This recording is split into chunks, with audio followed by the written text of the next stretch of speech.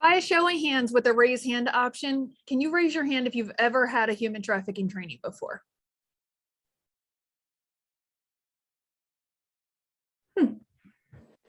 Nice. Very nice.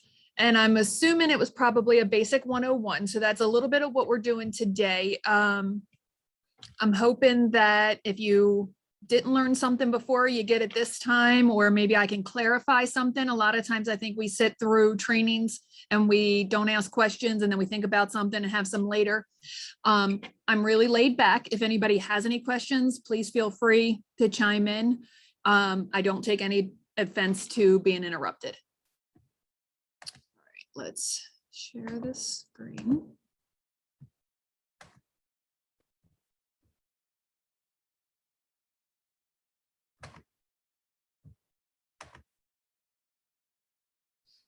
All right, so like I said, this is a basic human trafficking 101. I highly suggest that everyone starts with a 101 because it is the base.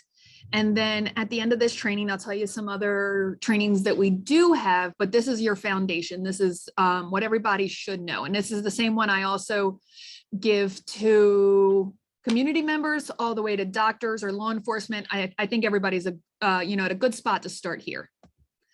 So I am with the YWCA, and at the YWCA, we are dedicated to eliminating racism, empowering women, promoting peace, justice, freedom, and dignity for all. My name is Crystal Perry. I am a new transplant from Baltimore. When I found out that the YWCA had created this position, I applied and came here to do the work. So my position, I'm the very first one to sit in it. YWCA has been addressing human trafficking issues since around 2005, when they were pivotal in creating the York County Human Trafficking Task Force and recognizing that they were seeing human trafficking victims and survivors throughout our shelters. But the team that I have now, this is the first time that it's actually been a specific team for human trafficking. So my background is 6 years ago, was my very first introduction into human trafficking. I accepted a position at a human trafficking specific shelter in Baltimore. It was ran by the Salvation Army. My direct supervisor was a survivor, and I learned so much from her.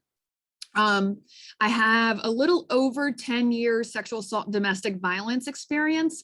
I have 4 children. I was a stay-at-home mom. And when I was pregnant with my youngest, who will be 17 next month, I decided I loved being a mom. I love doing all that stuff, but I wanted something else and I wanted to give back. So I started volunteering to sit at the hospital with sexual assault and domestic violence survivors. And one thing led to another, and I just have a passion for this work. And I've always since then worked with sexual assault, domestic violence, or human trafficking victims and survivors. 2019, I graduated the FBI Citizens Academy. That was a great honor. You have to be nominated by an FBI agent. So you have to work in a field where you're working closely with an agent, and then they would nominate you. You go there, I think it's a 9-week total after work. You learn about each one of their programs, all of their different divisions and how they work with the public and private citizens and things like that. One of the things you get to do is with graduation, go to Quantico. They let you shoot 5 different guns, and the Baltimore field office is one of the only FBI academies that still have a working Tommy gun. I think there's only like 3 working in the whole country. So it was kind of neat to, you feel like Al Capone shooting a Tommy gun. And then the biggest thing that you guys need to know about me with the YWCA, because we are primarily funded through PCADV and PCAR, we have confidentiality and privilege. And that is a huge thing if you don't know about it, because when we talk to victims and survivors, we have that same confidentiality as doctors and attorneys. We cannot be subpoenaed to go to court. And not every state has that. So Maryland does not have that. And one of my very first trafficking victims that I work with, I was just recently this January subpoenaed to testify in court. Luckily, it was for her behalf. Her trafficker was trying to get custody of their child. So I had the opportunity to talk and with her permission, talk about the things that she had been through so that he couldn't get custody. But if it was a flip side where, say, someone was trying to take her children or her child and they asked me to come and talk about those things, that would have been horrible, you know? So if you work with us, you can always, if you make a referral to us, you can let them know that they can talk to us about anything. And not every agency can say that. So definitely when making a referral, think about those things. Some of the stuff I'm going to talk about can be triggering. If you need to walk away, please do. Take care of yourself. I talk about experiences and things that I've seen in order to teach people, but I also understand this is a tough area. So definitely take care of yourself. Basic training goals for a 101 is to raise awareness, to show people what they need to look for in identification indicators and how to report. What are the best ways to go about it? What are the victim's rights? What can you, with confidence, tell them they can and can't do? We always want to put the victim first, whether I'm training law enforcement or health providers. You know, as law enforcement, a lot of time they just want to get the bad guy. Health providers, sometimes they just want to, you know, they don't want to know all the other stuff. They just want to fix the health problem or housing. You know, everybody has their area, but we got to make sure that we're not trying to worry about our needs or our agency, but more of the victim. Sex trafficking, the federal definition is very long. The main part you need to remember, it's the recruitment, the harboring, transportation, provision, or obtaining of a person from commercial sex act. Now, this is 18 and older. So if 18 and older, and you have any of these things with force, fraud, or coercion, you can press charges, you can have criminal case, things like that. The one thing you do need to remember with sex trafficking and labor trafficking and of adult, movement is not required. So before 2000, the year 2000, a lot of people were not prosecuting sex trafficking if the person was only trafficked within their own state. They said because they didn't go across borders that it was not human trafficking, and that's not true. We know as of 2000 with the Trafficking Victims Protection Act that movement is not required. Oh, sorry, went too far. Labor trafficking is the basic same definition. You have to have the force, the fraud, or the coercion of an adult. But the difference is instead of a sex act, you are getting labor. So any type of labor through services, debt bondage, forced labor, child labor, anything like that. There is a huge difference between human trafficking and human smuggling, and people oftentimes get those two things mixed up. So the best way to remember it is human trafficking is a crime against an individual. What that trafficker is doing to that person is the crime. Human smuggling is a crime against a border. So a lot of times people don't realize that human smuggling can become human trafficking. For instance, if we think about the Mexican-American border, if someone in Mexico goes to a coyote and says, I want to go to the United States, he says $5,000, I will get you there. The person pays the $5,000, that coyote takes him over the border and they say, okay, nice to meet you, good luck, whatever, and they never see each other again. That's smuggling. So that was just a crime against the border. That person helped the other person get into our country illegally. Now, that could turn into, and it often does, turn into human trafficking when they get across that border and then the coyote says something along the lines of, oh, that first 5,000 was just to get you here. Now you need a second 5,000 for me to give you your documents back or, you know, whatever. And if you work and you do these things, you can pay that $5,000 back. So that person then works at whatever business and come payday, they're expecting X amount of dollars. They get a little bit, you know, a little bit of that. And that person says to them, well, we are keeping a roof over your head. We are feeding you. So you owe us this much of your paycheck. And essentially that debt keeps going up and they can never get out of that cycle. So then that's when smuggling can become trafficking. But like I said, if they cross the border part ways, it is not trafficking. And then there's CSEC, which is also the commercial sexual exploitation of children. So that's anybody under the age of 18. And that's when an individual, an adult, takes unfair advantage of the imbalance of power between an adult and a child.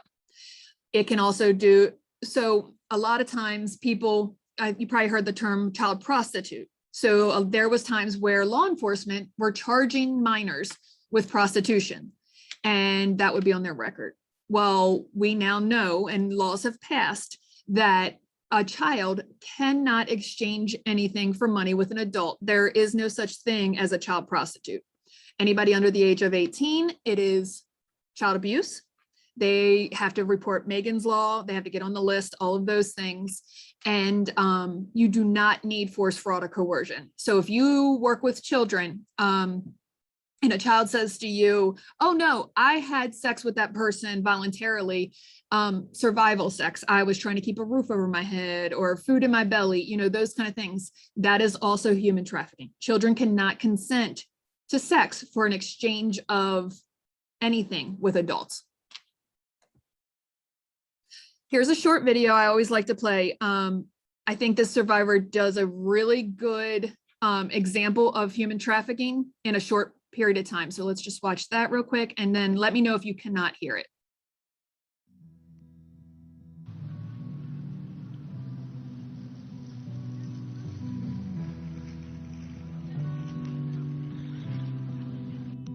You know, you're 12 years old and you're living with your moms, and your mom's is struggling because she... Oh, sorry.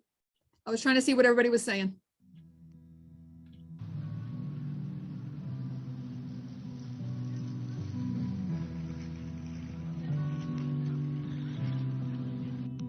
You know, you're 12 years old and you're living with your moms, and your mom's is struggling because she didn't think that life was really going to work out like this for her, and she doesn't have a man around, and the men that are around haven't always been that great.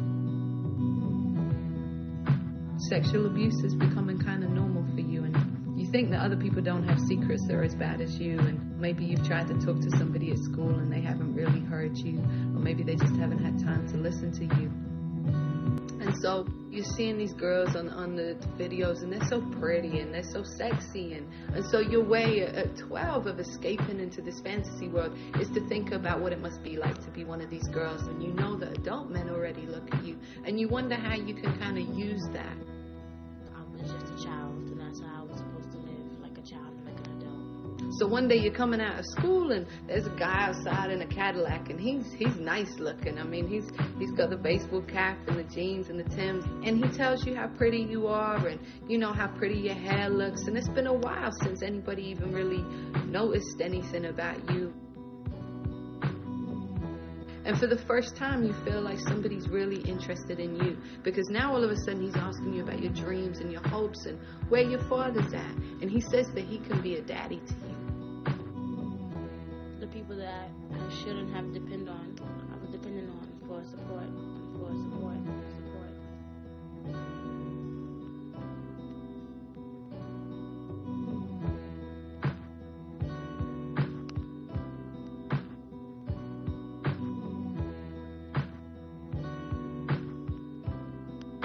And so that night, he takes you to a club, and he puts you up on the stage, and he gives you a few drinks, and there's men throwing dollars at you, and it's scary, but all the time you're just looking at his face in the back of the room, and he's like, you know, go ahead, baby girl, go ahead, you're doing it for daddy, and you're feeling proud because nobody's ever said that to you.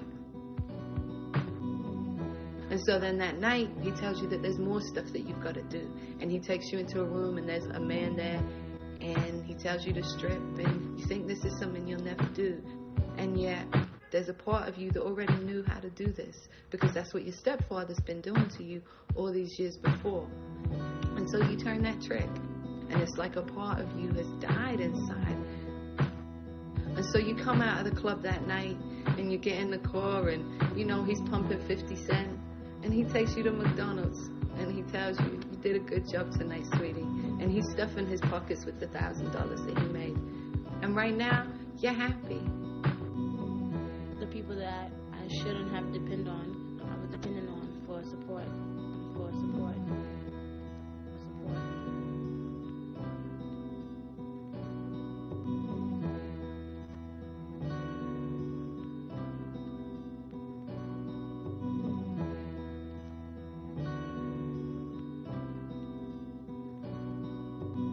You feel like this is the best that it's ever going to get.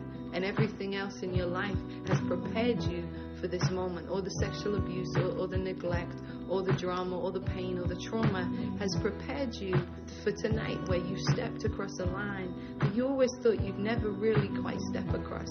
And you don't realize that night what it will be like to be on the track and get raped. And you don't realize that daddy isn't really going to protect you. You don't realize what it's like to have a gun held to your head that night. You don't realize what it's going to be like when you catch your first STD. You don't realize what it's going to be like when you first come home and daddy beats you for the first time because you didn't make enough money. You don't know what it's going to be like to have cops offer to trade sex with you in exchange for not being arrested.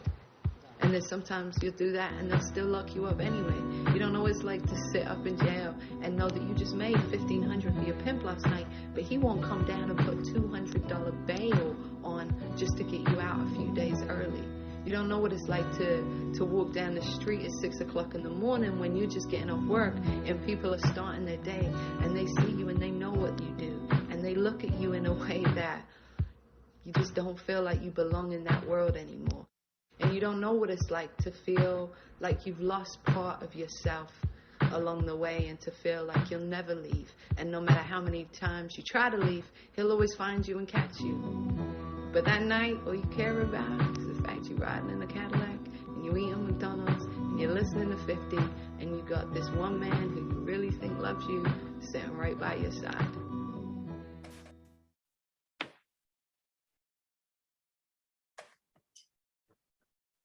So I talked a little bit about the Trafficking Victims Protection Act. That was our first major law in our country. It was passed in 2000.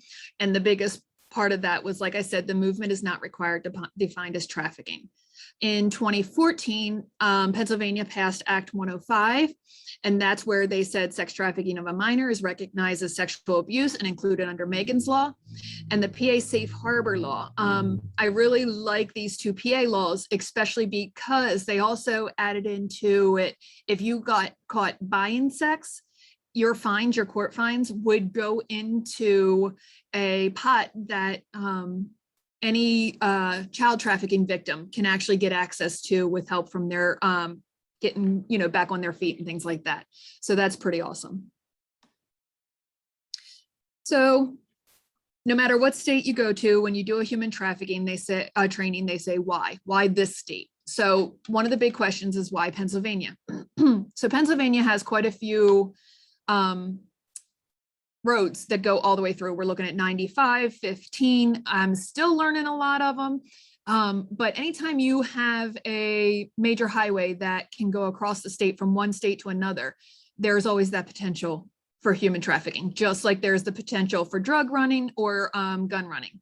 So the same things that fall under that, when they need to move things, they need the roads to do it. So we have those. Then airports and truck stops. Airports, there's something about people traveling.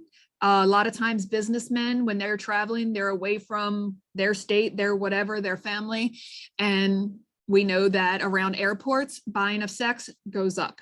Same thing with truck stops. I don't know if anybody's ever heard the term lot lizard, but a long time ago, people used to use that term. They thought, oh, prostitutes hung out at truck stops to service the truck drivers.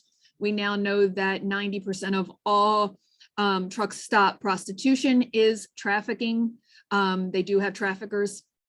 And that's why a lot of groups now train truck drivers and trucking companies. And I don't know if you've ever heard of a group called Truckers Against Trafficking, but they do a lot of trainings because they realized the big issue that this was and wanted to get in, be a part of that.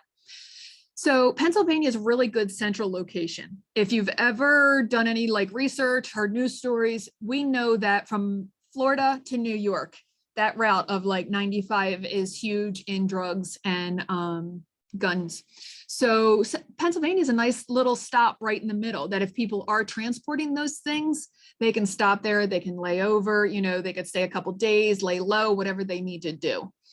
And tourism. So there are special groups, and Polaris is a big one. During major sporting events, they'll send teams out because, again, I don't know if it's the testosterone, if it's the I'm away from home, but we know for a fact that during big sporting events like the Super Bowl, human trafficking goes up, buying sex goes up, could be done alcohol consumption, who knows, but anywhere you have big tourist events, and for a state that has 2 NFL teams, Major League Baseball teams, hockey team, all those things, Pennsylvania has a couple, it goes up.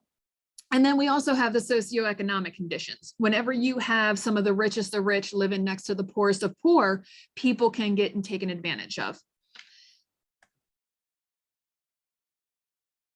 Oh, I thought somebody was going to say something. So a lot of people say, oh, not in my state, or which states are the worst. Oh, I heard my state ranks. I don't like to talk about the rankings as far as which state is the worst, because I believe that they're all pretty bad. Obviously, states that are more populated look worse than states that are more rural, but it happens everywhere. This is the calls to the National Human Trafficking Hotline in 2019. As you can see, there's not one state that didn't have a call. Even Alaska, even as cold as it is there. I don't understand that one, but but you can see the different routes. You can see Florida to New York, hotspot, because we're looking at all the major areas. You can see California and down the coast of California all the way down to Mexico. There's a reason people are transporting things. There's those areas, there's those. And then as we're looking at the middle of the country, it lightens up a little bit, but it's less people, it's more area. So it happens everywhere. This is Pennsylvania specific. Depending on who you talk to, some people say it's not happening in New York. Other people say it is. I can tell you in the 2 years I've been here, it is happening in New York. And I think the more education that's getting out there and the more that people are getting to know these things, the more we're going to see the reports, and not because it's getting worse. It's that it's always been here, but people are learning how to identify, how to report. So next question I always get asked, who are the traffickers? I seen this movie, and in this movie, somebody was snatched away and, all these things. And is that true? Is that the thing? No. You see on Facebook, oh, I went to Walmart and somebody tied something to my bumper, or there was a business card under my windshield wiper. No, that is not where we're seeing the traffickers. That's not where we're seeing the trafficking. In the 6 years that I've been doing this specifically, I've met one survivor that was actually taken. And it was a group heist type thing. They worked together. It was a man in a wheelchair. He pretended like he couldn't get his wheelchair up into this van. And when she went up to help, they pushed her in and they actually took her. Other than that, traffickers are most of the time immediate family. Every client that I've met has had some type of abuse, or their family member was their first trafficker. So I had a client, her first memory was at 9 years old. She remembers her mom selling her to 4 men for drugs. Another client said her earliest memory, she thinks she was 4 or 5. She remembers her mom and her dad fighting. Her dad wanted her. Her mom kept saying no, but then finally gave in. The mom took her to the bathroom, gave her a bath, put her in new fresh panties, put on pigtails, gave her to her father. She said she doesn't remember how long it lasted, but she doesn't feel like it was too long after that. He started selling her to his friends.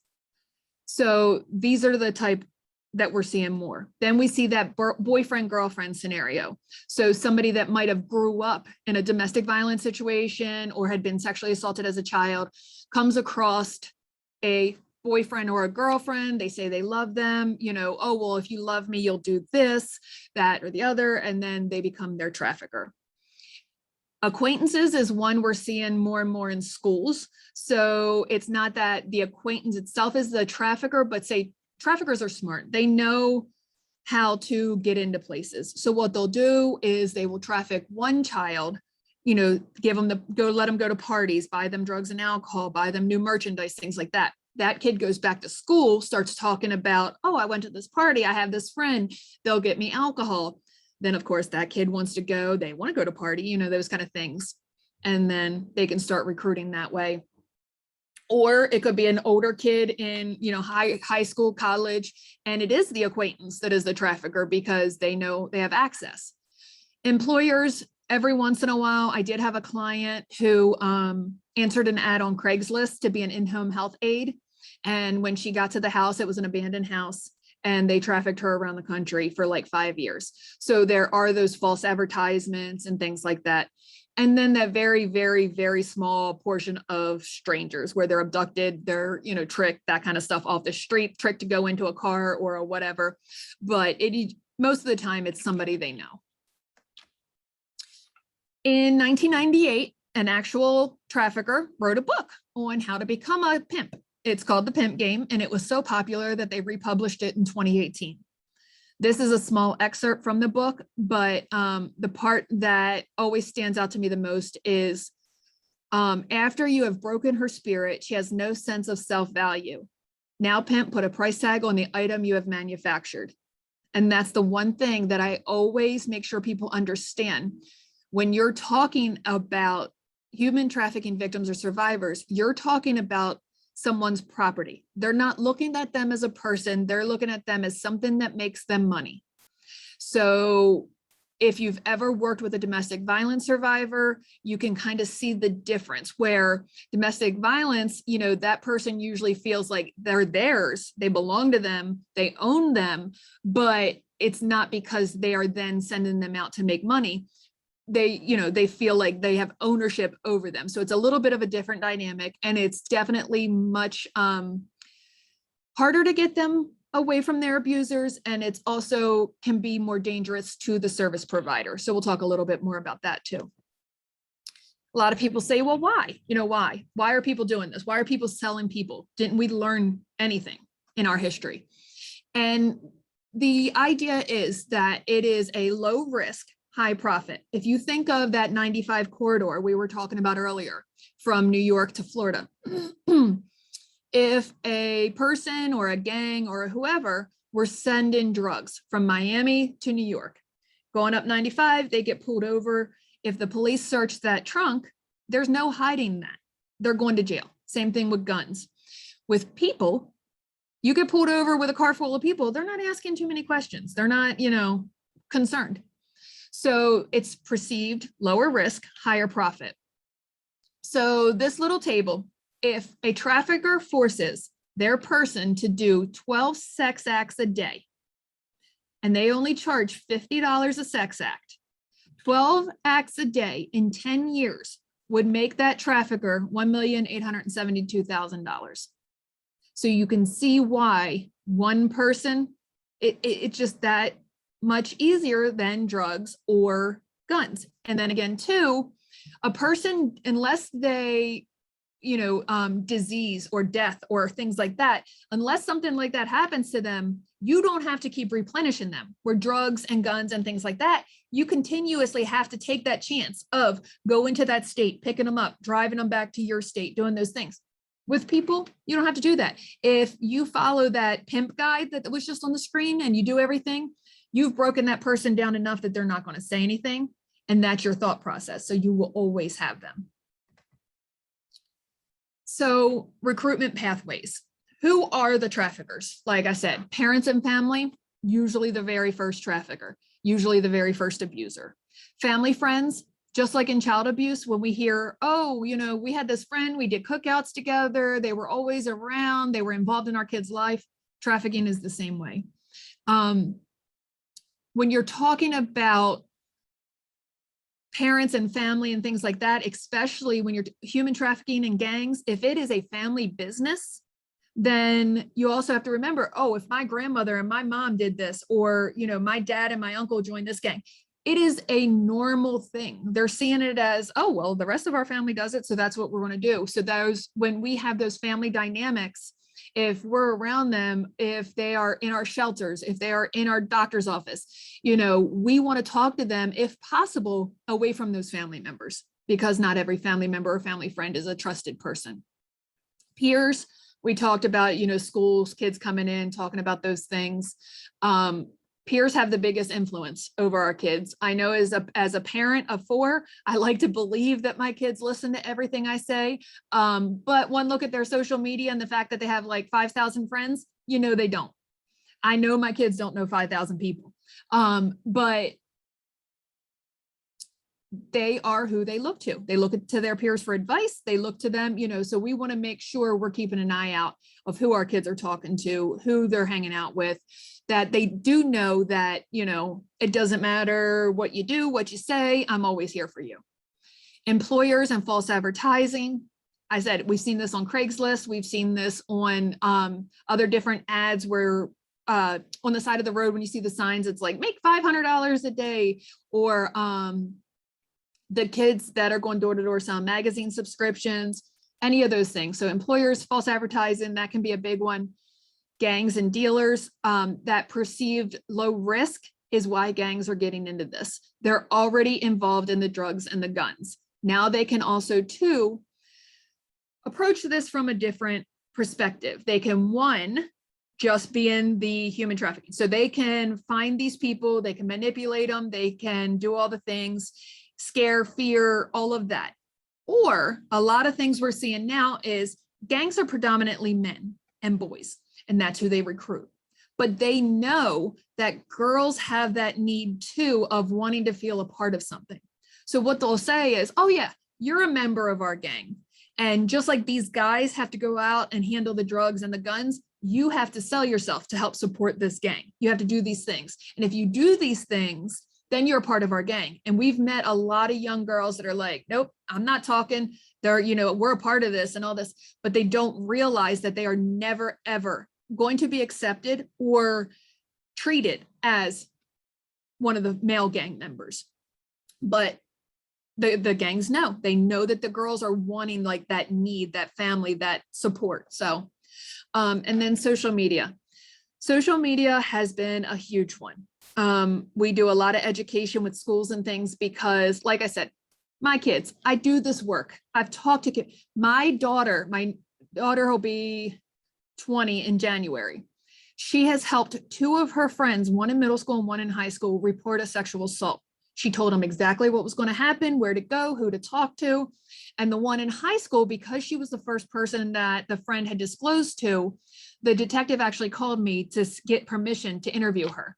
And I asked him a couple questions. He answered them and I was okay. All right, let her. And she did all that. She sat down with a detective. She told him exactly what her friend told her, all those things.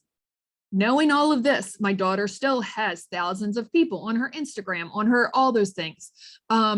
So just because we talk to our kids once, just because we think our kids know everything, keep talking to them. Before traffickers, they would have to hit the streets.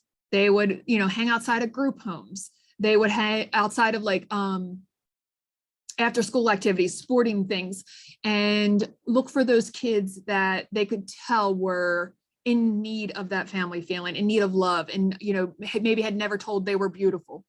Well, now because of social media, they can have access to any child. So if you have a kid with the perfect home, white picket fence, no trauma in their background, they could friend request them. Like I said, our kids want the friends. The more friends you have, the more popular you are. So they accept it. That trafficker will sit and wait. They will monitor these Facebook pages or Instagram because, kids don't use Facebook anymore. They will monitor them. And all your child has to do is post something like, oh, got a D in chemistry and my mom came down on me. She took my phone. She doesn't understand. They're in. Oh, really? That just happened to me too. My mom, she don't get it. They told me I'm grounded for 2 weeks and I got to miss this game and yada, yada, yada. They will spend 6, 7, 8 months talking to your kid, building that rapport, building that trust. And then one day, hey, I'm going to the mall with me and a couple friends. You want to meet up? Your kid doesn't think anything. They think they've been talking to another 14-year-old this whole time and they agree to meet up, even though they came from that perfect home, that parent that talked to them about things they shouldn't do. Traffickers are very intelligent. They know how to get around these things. They know how to wait. So who's at risk? What are we looking at here? Street youth, some of the biggest at risk because, like I said, that term survival sex, normally any needs that as adults we should be meeting for them. If they have a family that does not do these needs, food, house, roof over their head, clothes on their back, and they need to do things. And especially like the girl in the video, if she feels that all these years, someone was taking it from her. In the video, the stepdad had been taking it from her, had been having sex with her.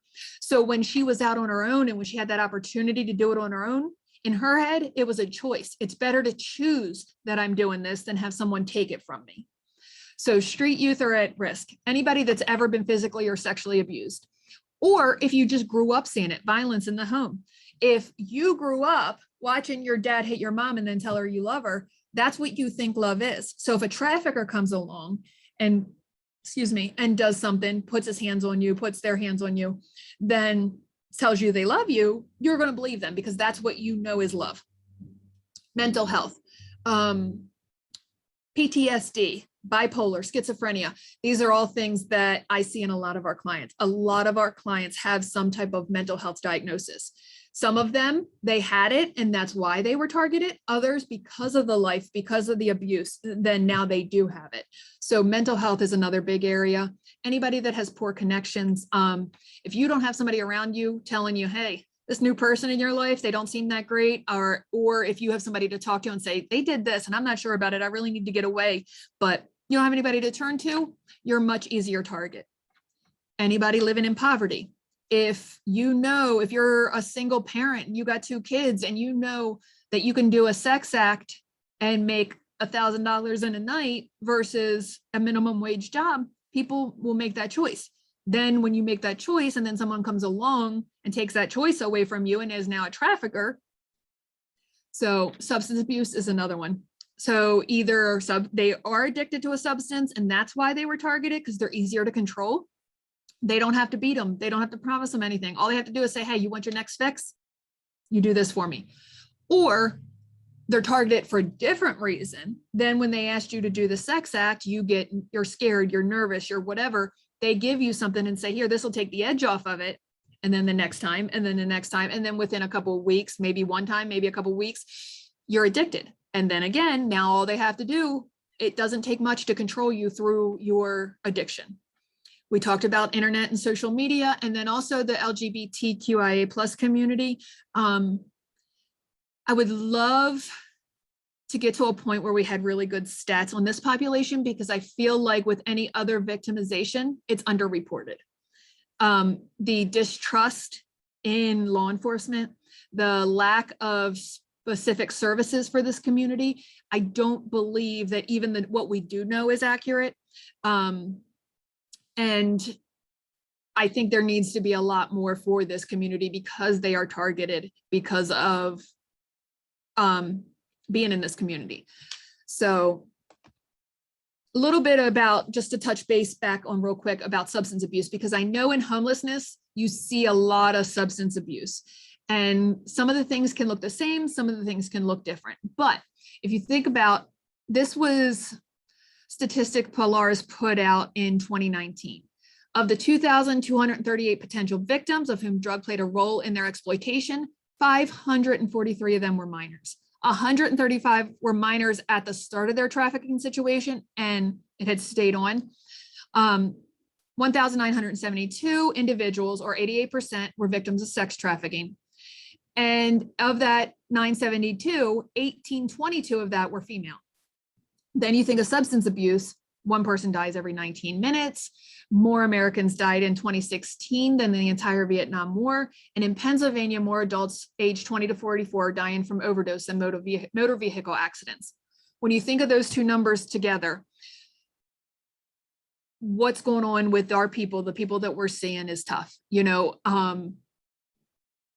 It is so much easier to control someone if they have a substance abuse disorder than if they don't. And because of that, you might get someone in your shelter that you're saying, they're just a drug addict, they're just a this, they're just that, all the labels that go behind it.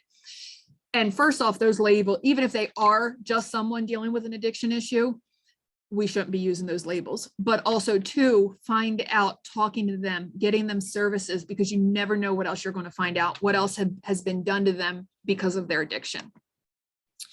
Shame and stigma on human trafficking and substance abuse alone by themselves are hard enough.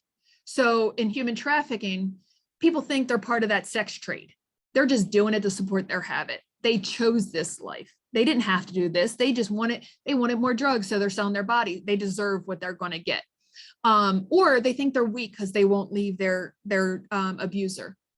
We know that it takes the average person 7 times to leave a domestic violence situation. And that's no drugs involved, no nothing. That's just 7 times before they can successfully leave. The average for a human trafficking victim is 9 times because the trauma is so much greater. Or, a lot of people think, oh, they know what they're doing is wrong. I actually had a service provider tell me that they will always call a prostitute because they chose that life. They know they're breaking the law and they're choosing it, and that's what they get. And that's someone that's supposed to be helping HT survivors. And, here's the thing. I've never been a single mom for a long period of time. I've never had to worry about feeding my children or having a roof over their heads. I can tell you, if that happened, I don't know what the lengths I would go to take care of my kids. And I will never, ever judge anyone for what they do because of the fact that they may make that choice today and tomorrow a trafficker could come along and take that choice away from them. And if I judge them on the day that they're making the choice, they're not going to turn to me tomorrow when someone took that choice away. So when you think also about substance abuse, a lot of times they don't get help because of that fear. Their fear of either the rejection. What if my family knows? What if the people I went to school with find out? What if, there's so much stigma of keeping up appearances that a lot of people don't ask for help. And then just that shame and that stigma. The girl in the video talked about that she was walking by the people getting ready to go to work and they looked at her, they knew what she did. If you have if you're walking down the street and you're getting them looks, and then you have a trafficker telling you, oh, you think you're going to leave? Do you think you're ever going to be a PTA parent with, all the people you had sex with, or the fact that you had an addiction, or, you think they're going to want a drug addict as part of their PTA? They use all of these things, all of that shame, all of that stigma as part of their control to keeping them from leaving. They break that person down to the point that they don't believe they can ever be anything better than that. Another question I get asked is, who are the victims I see the most? So I can tell you the demographics, the data says that people of color in the United States are at a higher risk. They are the higher reported, they are the numbers. Also remember that depending on where you live, what are your demographics? So Pennsylvania, York specifically, is the majority of white. I have seen more Caucasian clients than I've seen anything else, but that doesn't mean that people of color are not getting targeted here in New York. It means 1, they are and they're not feeling comfortable to come forward, or 2, it's just that our demographics are so much higher. I can tell you that I have taken clients from other states, and depending on which one of our shelters they go to, there's some shelters they don't feel safe in because there are no other people of color around. So race plays a huge role in human trafficking. We know that most of the time, the buyers are 40 plus white men. We know that traffickers, they can be any race, they can be any sex, but victims traditionally, what the numbers we see are typically people of color. So identifying victims. I have some identification card or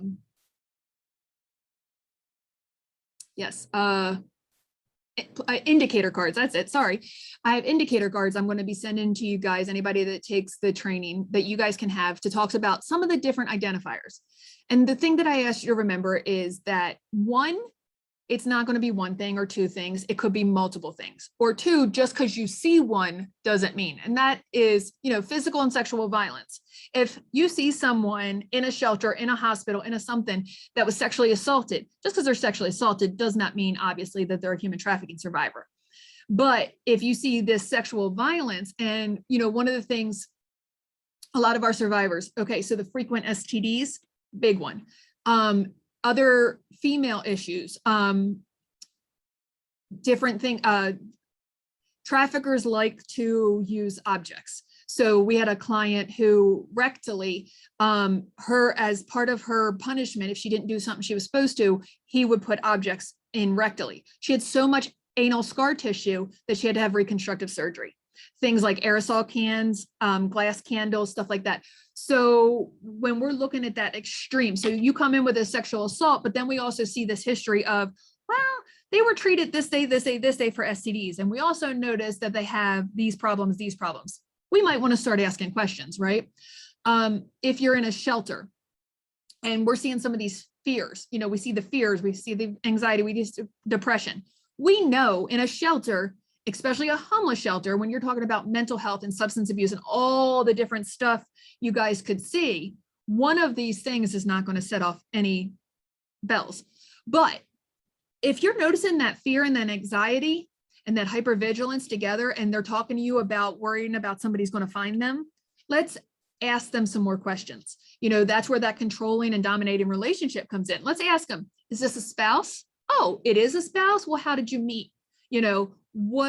Ask some history, ask some stuff, because even though it's their trafficker, they may believe it's also their spouse or their boyfriend or their girlfriend. So we want to ask all these different questions. As teachers, I always talk to them about truancy and tardiness from school. Well, like I said before, traffickers are getting smart. They also know that we're looking for that. So a lot of times when we meet young victims, they're saying, they were not allowed to miss school. They were not allowed to mess up. If they messed up or missed or anything like that, they would get beat, because traffickers know that's going to put the spotlight. So it could be your straight A student. It could be, so just because you see one thing doesn't always mean. So we want to ask questions. We want to say, this kid's always in school, their grades are going up, but they're also coming in with a lot of new stuff. They got cell phones, maybe more than one. They've got their nails done. All of a sudden, maybe their hair's done, the makeup, things like that, that was not normal. We want to ask questions. And then the one I always always worry about putting on here is not dressed adequately for the time of year. So I never, ever want anybody judging anyone on how they're dressed. Obviously, if you see a young lady and you think she's dressed provocatively, I don't want you to think, oh, she's a prostitute, or she's she must be a victim of human trafficking. No. It is, like I said, we're looking at all of the things. If it's like 30 degrees out, it's a Wednesday night at like 5 o'clock in the morning, and this girl walks into an ER and maybe she does, she is dressed provocatively. And then we talk about sexual assault or something else. We want to ask some questions, not, oh, I see the way you're dressed. Are you a prostitute? No, but hey, listen, do you have a jacket? No? How come? Where's your jacket? Do you have an identification? I notice you don't have a purse with you. Things like that. Let's ask other questions. Notice these things, but don't judge off of them. Are we doing okay on time? Yep. Okay, just making sure. Then the other thing is language indicators. So you've heard me throughout this training go back and forth. I've said different things. Language indicators are very important. So if we're listening to someone that we think is a victim or a survivor, we want to listen for some things. So some people might talk about being in the life. That's going to raise a red flag. The game, basically, that is, they're in the life, they're participating, they're being forced, whatever it is. Daddy and the family, a lot of victims use the term daddy. The track is the track that the girls walk on. I've been told that there are no tracks in York. Not sure, still new here. And then right after I got here, quarantine hit. So I haven't been around a lot, but I know in Maryland, in Baltimore specifically, we have a couple tracks. Bottom girl or bottom bitch is one that you're going to hear. That is the person that has been with the trafficker the longest. So they're the one that have suffered the most abuse. That is the one that has had the most manipulation, that they basically have risen to almost like a management. They are now keeping the other people under them in control. In history, this is the person that gets most of the charges. When you hear of madams in brothels, when you hear of all these different women getting charges for trafficking other women, we now know that there's usually a trafficker behind that person. So recently I did with Lancaster YWCA a screening of the Epstein documentary. And someone asked me about his girlfriend had been arrested and on what did I think? And I said, I'm going to wait and see. because I don't know. Was she a willing participant? Was she truly helping him? Was she that messed up that she was a perpetrator also? Or was she one of his first victims? Has she been with him the longest? I don't know. I don't know enough about it to make a comment. So I'm going to wait and see what's put out there before I make any judgment, because I know all of the stuff that the bottom girl goes through. And like I said, she's usually the most abused. Renegade, that is a person doing sex work that does not have a trafficker. So they're out there doing it on their own.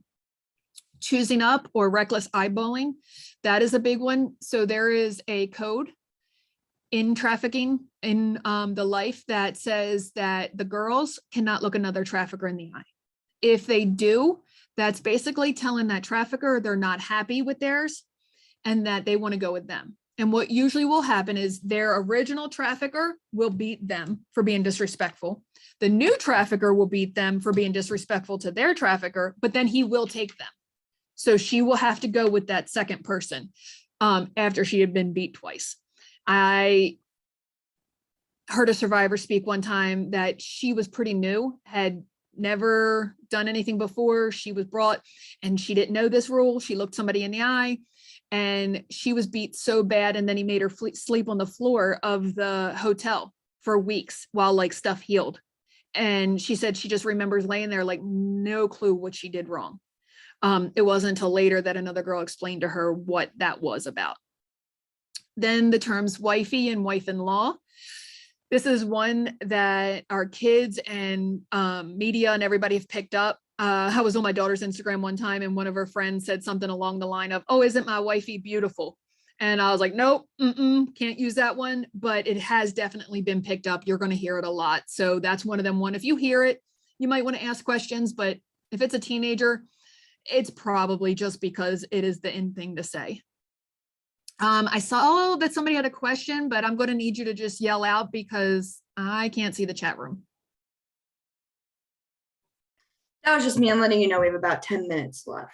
Okay, good. I'm almost done. So stable is the group of people they're kept with. That would be the life, the game. That would be all the girls together if it was a group of women. And then quota, the amount of money they need to make each night. Oh, actually, I did have a couple more to go. So let me do this quickly. So trauma is that one-time thing. It is that mugging, that car accident, even a 9/11, that can be a one-time that happened that day. It causes some serious issues, but it's that one-time event.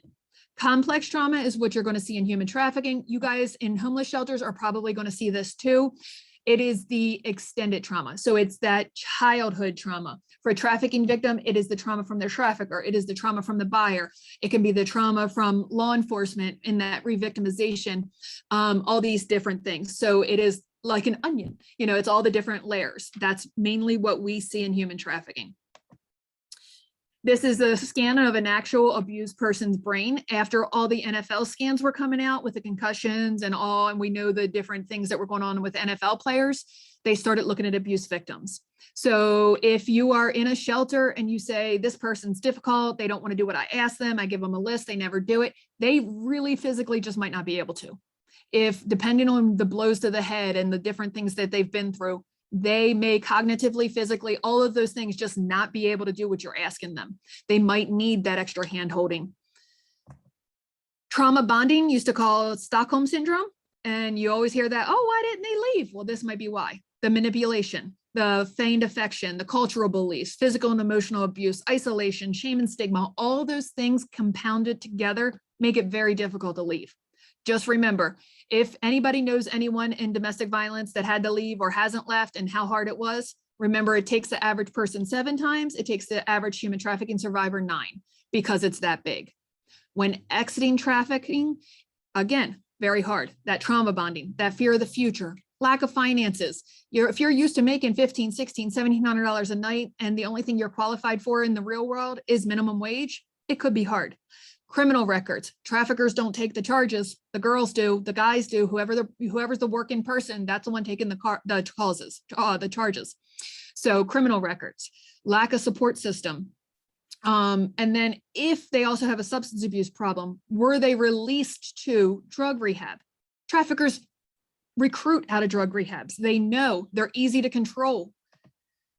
And mental health, you know, all the stuff that's involved. If they had a mental health disorder beforehand, that's why they were targeted.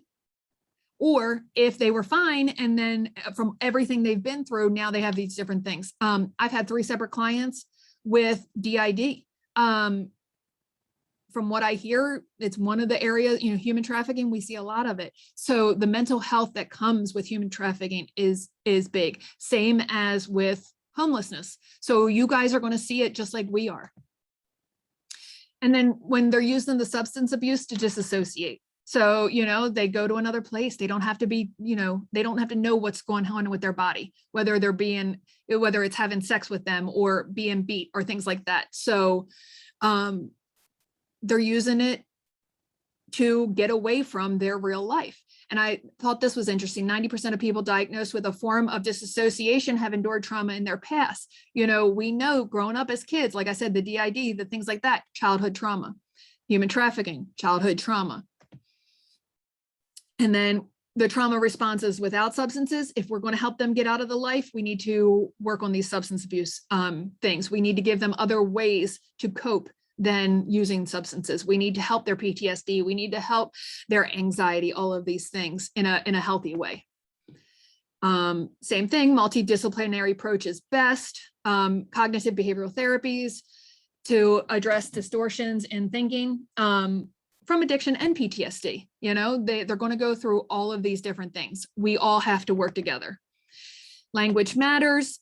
You've heard me say trafficked, trafficking person, trafficked victim or survivor. You've also heard me say prostitute. The reason I've said that, if we're talking in a business setting, we're talking in our meetings, we're talking out in the communities, things like that, where we want to say trafficked person, human trafficking victim or survivor, because it defines what happened to that person, it doesn't label them. They have enough labels, they don't need any more.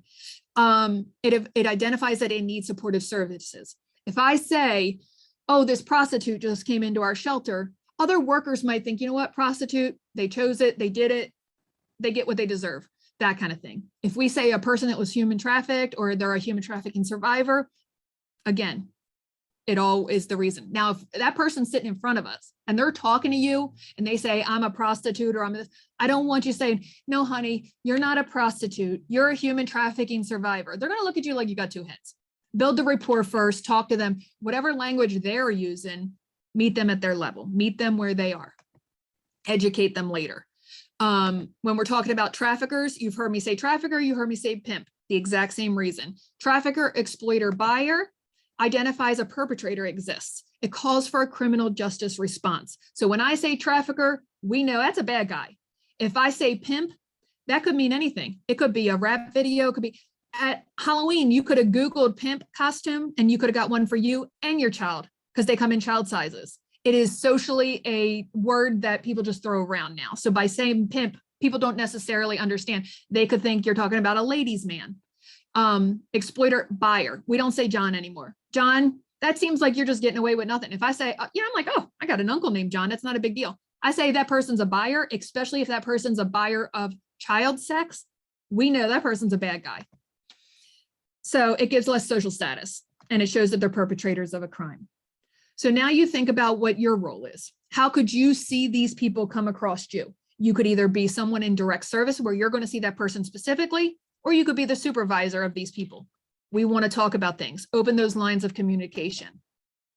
Understand they're more than their victimization. Get rid of that myth that no one cares or wants to help. Show that person that you do, because the trafficker has told them for however long that no one does. They could have grew up, like I said, no support system. They might believe it. Never show judgment, disgust, or disdain. Find out why they're targeted. If you can find out why they were targeted, you can help them get out of the life. If it was for love, help them show them healthy relationships, help them build a support system. Love, family, those things we can help with. Was it for their addiction? Help them get addiction treatment. Was it just basic needs? Then maybe, you know, GED classes, college classes, a tech type thing. Build connections and support systems. One of the scariest things they think of when leaving the life is, you know, all these people around me could be toxic, but it's better than being alone. So build those connections, build a support system. consider safety, theirs and yours. If you've ever heard about safety planning with a domestic violence survivor, same thing with trafficking. But we also have to think of, remember that 1,872,000? You're coming in between that. So you want to think of your safety. My Facebook page doesn't have my name. When I'm driving a client around, I'm being aware of my surroundings. I'm parking in where cameras are if we're at the courthouse. I'm doing lit areas if it's dark. When I leave, if I go to shelter, I'm spending any kind of time at shelter. When I leave, I'm keeping an eye on my surroundings. I'm making sure I'm not being followed, those things. You're getting in between people and their money, whether it's domestic violence or sexual or human trafficking, it's their money or their person. You want to make sure you're staying safe. Never make promises you can't keep. A lot of people in their life has promised them the world and have went back on it or, hurt them. So don't make promises you can't keep. Trust, safety, empowerment, this is pretty much everything we just talked about. Show them healthy relationships. A lot of times people think, oh, just give them everything in the world. No, show them healthy boundaries. If there's something you can't do, talk to them, tell them why you can't. My clients know I will never accept them on social media. My clients know I will never give them money. If they need something, they can request it. If I can get it throughout our agency, I do. And I show them, if I've had a chance where I had to take them to court or something, had to buy them lunch and they say, thank you. I say, oh, you don't have to thank me. This is not from me. This is from the agency. They know those boundaries. They know those things. Show them understanding, affirmation, recognition, the little things. Show them that they are strong. They've lived through this. They're still living and now they're asking for help. You're not weak for asking for help. You're strong because you lived through this. If you haven't had a cultural training to be culturally competent, do that, because different cultures, different things, one thing could mean something totally different. And always come from a place of love and holistic care. We're always here for us. We said that agency approach, we can't do it alone. You guys can't do it alone. And if we all work together, we have a much better success rate. These are all the different things we offer. All of our services are free of charge. If anyone is a victim of a sexual violence, so sexual assault, domestic violence, human trafficking, all of our services are free of charge. We have 3 different shelter options.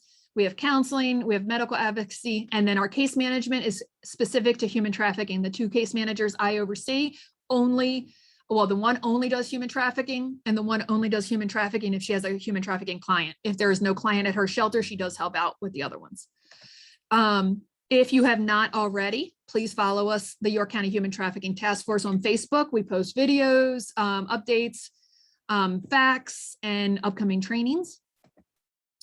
If your client says, my trafficker is here in York, I don't want to talk to Crystal, I don't want to talk to YWCA, I don't want to talk to you anymore, I need to get out of here because my trafficker is here, you can call the National Human Trafficking Hotline. They will help you get that client out of the state and away from the danger. So you would completely go past everybody else. And then if you wanted other trainings after this, these are some of the other ones we do. Substance abuse and the gangs, I think, are really good ones. Reproductive coercion is a really good one for people in the medical setting. If you are dealing with children specific, we can do a human trafficking 101, very similar to this, but we talk more about the kids. And then CSEC is a 2-hour training specifically for people that have to have it. So the CAC also gives this training. It is a very good one, but it is a long one. So if you have any questions, any concerns, any comments, this is all my information. And I think that's it. And hopefully I didn't run over. No, we're good. Thank you very much. It's always a lot of information to get it. Yeah. If anyone has any questions for Crystal, if you want to raise your hand, I can unmute you. Now would be the time to, but I am not seeing anyone. So this will be recorded. I think this will be available for like a month after this, and then we will no longer have it. But thank you so much. No problem. Like I said, I do have a certificate for this training. It's just a certificate saying you took it, and I do have the indicator cards. So I don't know how you want to handle it. Like if you get me a list, or if they send it to me. I can get you a list. I'll run the report of all the attendance after we close out of here, and I can send it to you. Okay. And then I'll just put them in snail mail, and you'll get them all together, and then you can hand them out. Perfect. All right. Thank you, everyone. No problem.